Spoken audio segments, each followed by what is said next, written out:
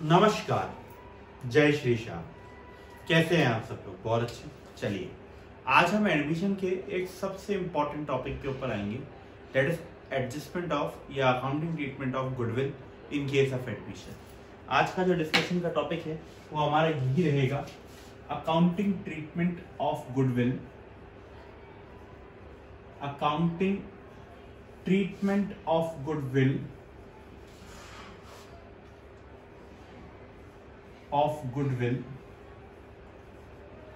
At the time of admission. किस में हम पढ़ रहे हैं इसको? एडमिशन के रेफरेंस से पढ़ रहे हैं। एडमिशन के रेफरेंस से अकाउंटिंग ट्रीटमेंट ऑफ गुडविल यहां पे डिस्कशन किया जाएगा आज।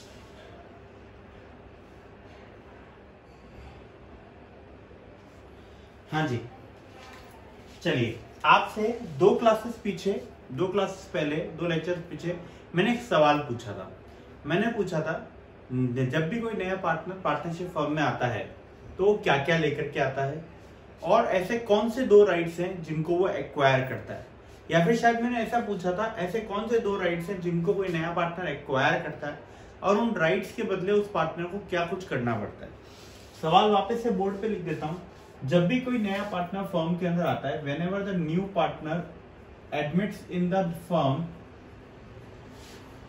in the firm, what are the rights that he is supposed to get? इसको कौन से दो राइट्स मिलते हैं? दो राइट्स ही मिलते हैं सर, ये मैं बता देता हूँ कौन से दो राइट्स मिलते हैं। पहली बात तो, और उन राइट्स के बदले इसको क्या सेक्रीफाइस करना पड़ता है, ये भी आपको मुझे बताना था। तो लेट मी क्लेरिफाई यू, इसको दो राइट मिलते हैं। कौन कौन से दो राइट मिलते हैं? ध्यान से देखिए। इसको पहला राइट मिलता है to share profits of the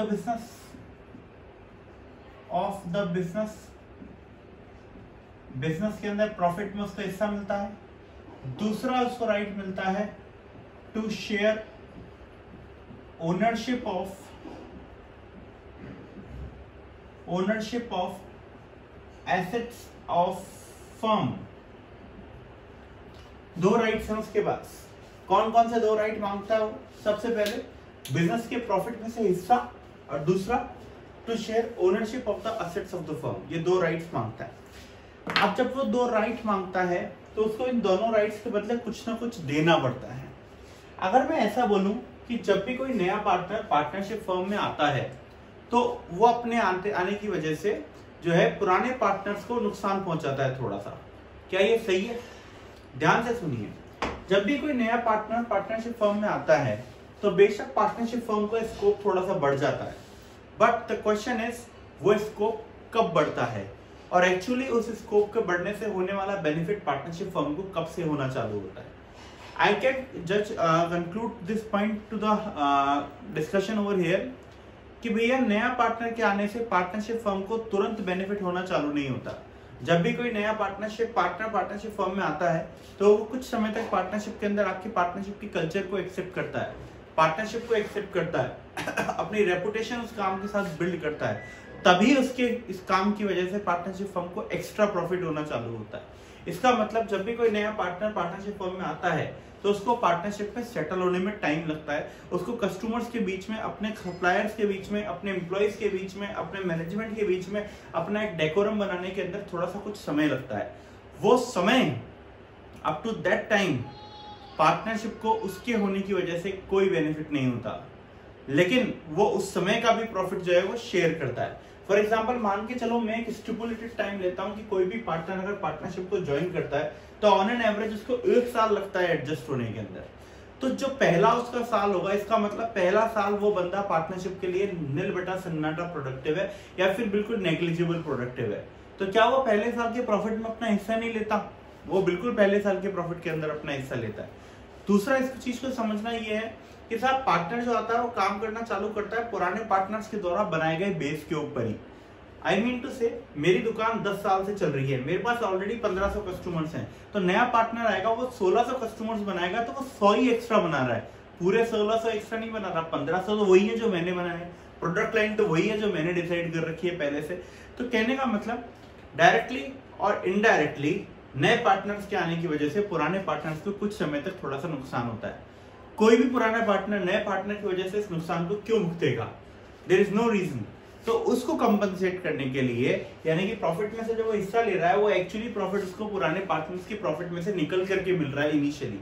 तो पुराने पार्टनर कहेंगे भैया हमें तुम्हारी जरूरत नहीं है, तुम हमारे हिस्से में से अपना हिस्सा खाओगे और तुम्हें फायदा है, हमें नुकसान है, स्टार्टिंग में हमें तुम्हारी बिल्कुल भी जरूरत नहीं है। तो उनके उस लॉस को कंपनसेट करने के लिए इसको लाना पड़ता है प्रीमियम फॉर गुडविल। क्या लाना पड़ता है? Premium for goodwill. इसको प्रीमियम फॉर गुडविल क्यों कहा गया?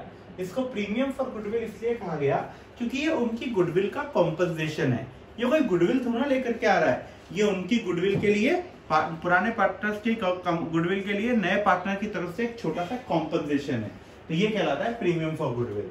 और जब वो और असेट्स शेयर कर रहा है फर्म की, तो असेट्स को शेयर करने के लिए वो क्या लेकर के आता है? कैपिटल। क्या लेकर के आता है? कैपिटल। तो यहाँ पे क्या मैं इस बात को इस तरीके से समझा सकता हूँ, कंक्लूड कर सकता हूँ कि जब भी कोई नया पार्टनर पार्टनरशिप फर्म के अंदर आता है तो उसको दो राइट्स मिलते हैं। पहला राइट मिलता है पार्टनरशिप की कैपिटल के अंदर, पार्टनरशिप के एसेट्स के अंदर अपनी ओनरशिप लेना, और उस राइट को पकड़ने के लिए, उस राइट को पाने के लिए उसको बिजनेस में लगानी पड़ती है कैपिटल। दूसरा राइट जो पार्टनर्स को, नए पार्टनर को मिलता है एडमिशन के समय, वो मिलता है पार्टनरशिप के प्रॉफिट्स में से अपना हिस्सा क्लेम करने की, और उसके लिए उसको पुराने पार्टनर्स को कंपनसेट करना पड़ता है by the way of premium for goodwill, because initially उसको जो भी ये प्रॉफिट मिल रहा है वो प्रॉफिट सिर्फ और सिर्फ पुराने पार्टनर्स के द्वारा बनाई गई गुडविल की वजह से ही मिल रहा है। तो यहाँ पे ये बात क्लियर हो गई है कि पार्टनरशिप फर्म में आते वक्त किसी भी नए पार्टनर को दो चीजें लानी पड़ती हैं। सबसे पहली चीज लानी पड़ती है कैपिटल, और दूसरी चीज लानी पड़ती है प्रीमियम फॉर गुडविल। इस चार्ट को कॉपी करें एक दफे, फिर हम आगे बढ़ते हैं।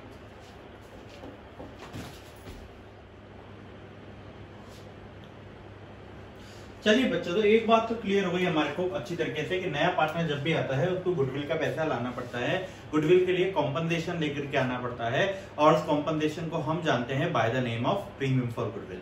आज उसी प्रीमियम फॉर गुडविल के अकाउंटिंग ट्रीटमेंट के बारे में इस क्लास के अंदर क्या होने वाला है, डिस्कशन होने वाला है। आइए देखते हैं कैसे क्या होगा। सबसे पहले ट्रीटमेंट ऑफ, यहाँ पे प्रीमियम फॉर गुडविल हो रहा है, प्रीमियम फॉर गुडविल का अकाउंटिंग ट्रीटमेंट किया जा रहा है। तो यहां पे दो बातें होती हैं। सबसे पहले, सबसे इंपॉर्टेंट, व्हेन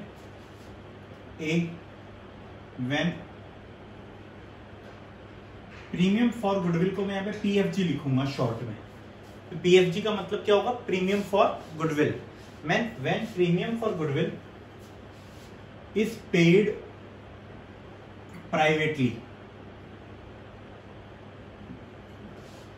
चुपचाप दे दी भैया, कोई इसके अंदर बुक्स ऑफ अकाउंट्स के अंदर कुछ ट्रीटमेंट करने की जरूरत नहीं है। जब आपने दो नंबर के तरीके को इस्तेमाल करके चुपचाप से आपने दे दिया है तो किसी भी तरीके के इसमें अकाउंटिंग ट्रीटमेंट की जरूरत नहीं है। इसका सॉल्यूशन यही रहेगा, no accounting treatment, no accounting entries या ट्रीटमेंट या एडजस्टमेंट, कुछ भी आप जो लिखना चाहें वो लिख लीजिए, ठीक है।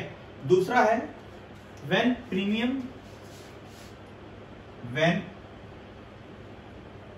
Premium for goodwill is paid to firm, जबकि सबके सामने बिल्कुल ओपनली फर्म में दिया है, तब क्या होगा? अगर फर्म में दिया है तो दो बातें हो सकती हैं, एक्चुअली तीन बातें हो सकती है, कि या ऐसे समझ लो दो ही बातें हो सकती हैं। इस तरीके से कर लेंगे। बी का first point, when new partner brings amount of PFG, amount of premium for goodwill separately, और दूसरा बी का second point, when new partner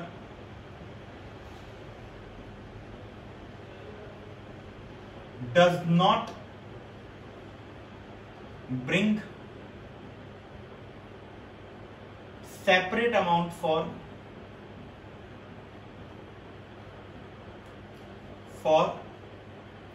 PFG यानी कि प्रीमियम फॉर गुडविल, जबकि अलग से पैसे लेकर के आता है और जबकि अलग से पैसे लेकर के नहीं आता है। जब वो अलग से पैसे लाएगा तो वापस से दो बातें हो जाएंगी। कौन कौन सी दो बातें होंगी?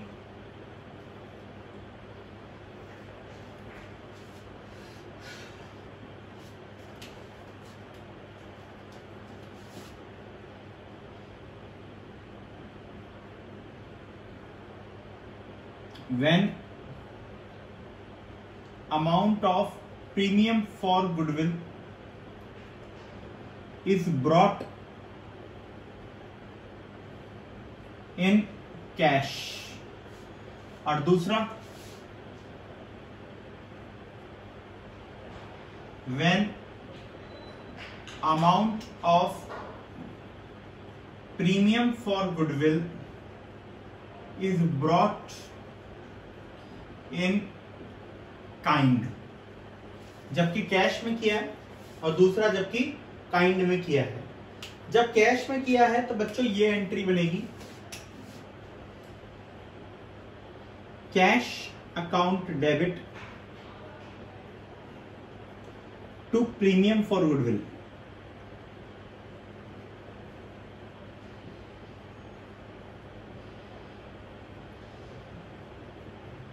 और to new partners capital, capital भी तो लाया होगा कि मैं कॉम्प्लीमेंट्री बना रहा हूं यहां पे आपके लिए। जब काइंड में किया होगा तो काइंड क्या कहलाती है? एसेट। तो यहां पे क्या एंट्री बनी होगी? Assets account debit to new partners capital to premium for goodwill account, to premium for goodwill account. ठीक है बेटे। अगला केस जो लास्ट वाला है, when the new partner does not bring separate amount for PFG. जब वो अलग से कोई पैसा लेकर के नहीं आता, जब वो अलग से कोई पैसा लेकर के नहीं आता, तो सबसे पहली इस केस में फर्स्ट एंट्री बनेगी cash oblique bank oblique asset, कुछ तो लाना होगा कैपिटल के लिए, debit to new partners capital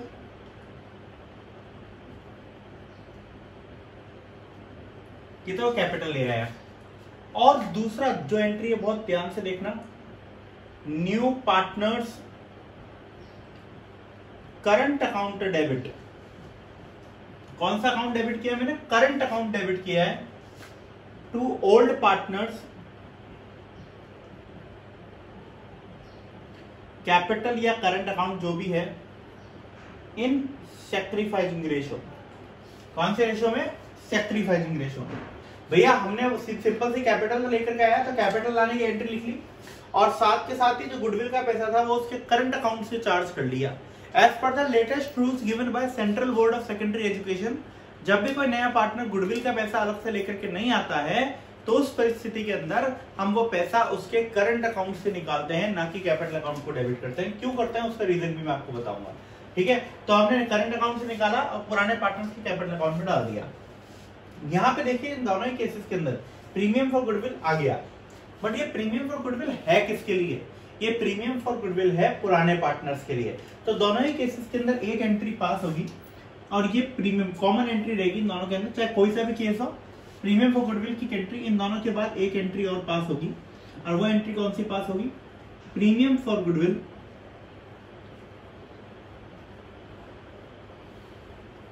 premium for goodwill account debit to old partners capital या करंट अकाउंट। और ये कौन से रेशो में हो रहा है? In sacrificing ratio.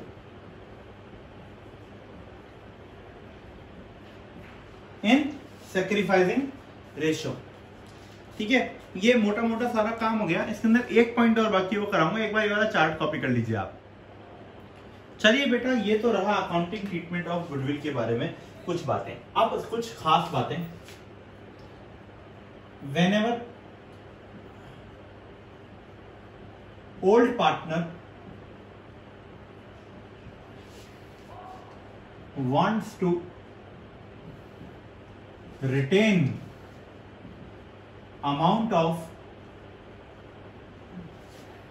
premium for goodwill in firm। भैया जो प्रीमियम को गुडविल का पैसा है वो तो पुराने पार्टनर के लिए एक्स्ट्रा कमाई है, वो चाहे तो उस पैसे को यहाँ रखे और वो चाहे तो उस पैसे को निकाल करके ले जाए। तो यहाँ पे सबसे पहला पॉइंट है, जबकि वो रिटेन करना चाहता है, रिटेन करना चाहता है मतलब रोकना चाहता है, तो इस परिस्थिति के अंदर नो एंट्री रिक्वायर्ड, जितनी एंट्री आपने बना ली है उतनी ही एंट्री क्या है इसमें बाकी है, वो का सफिशिएंट है और किसी भी एंट्री की यहाँ पे जरूरत नहीं है, ठीक है। और दूसरा, whenever old partner wishes to withdraw amount of premium for goodwill from firm fully or partly, अब वो निकालना चाहता है पैसे को फर्म में से, चाहे तो उसकी इच्छा करे तो पूरा निकाल ले और उसका मन नहीं करे तो कोई अमाउंट निकाल ले, जो भी उसकी इच्छा हो। उस परिस्थिति के अंदर जर्नल एंट्री ये वाली पास होगी। ओल्ड पार्टनर्स, जो भी पार्टनर निकाल रहा है, old partners capital account debit, current है तो करंट, कैपिटल है तो capital account debit to bank oblique cash account, जितना भी निकालना चाहे, जो उसकी इच्छा हो वो अमाउंट वो डाले। पूरे निकालना चाहे पूरा अमाउंट आएगा और कुछ पार्ट निकालना चाहे तो पार्ट का अमाउंट यहाँ जाता है। एक और पॉइंट है यहाँ पे, if there is any existing goodwill in the books of firm, अगर फर्म की बुक्स के अंदर कोई एग्जिस्टिंग गुडविल है, तो एग्जिस्टिंग गुडविल मतलब पुरानी कोई गुडविल पड़ी हुई है, तो मैं साफ साफ बता देता हूं उस गुडविल का इस गुडविल से कोई संबंध नहीं है। There is no connection of that goodwill from this goodwill and this goodwill, existing goodwill is to be written off before starting of any other adjustment. उसको सबसे पहले राइट ऑफ कर दीजिए, और इसको राइट ऑफ करना मैंने सेकंड चैप्टर में भी सिखाया था, वही एंट्री सब पास हो जाएगी। Old partners capital account debit to goodwill account, किस रेशो में? In old profit sharing ratio, in old profit sharing ratio. तो मेरे लाडले बच्चों, ये था हमारी तरफ से the entire concept of accounting treatment of premium for goodwill in case of admission of a partner. कुछ छोटी बातें बाकी हैं, वो आगे क्वेश्चंस करते वक्त मैं और डिस्कशन करूंगा। आज के लिए इतना ही। मैं उम्मीद करता हूं आपको ये वीडियो पसंद आएगा, आपको ये वर्दी लगेगा और आप इसको अपने फ्रेंड्स के साथ शेयर जरूर करोगे। तो it's once again the request, do hit the press the like button and share it with your friends and do comment on it. Thank you very much, take care, जय श्री श्याम।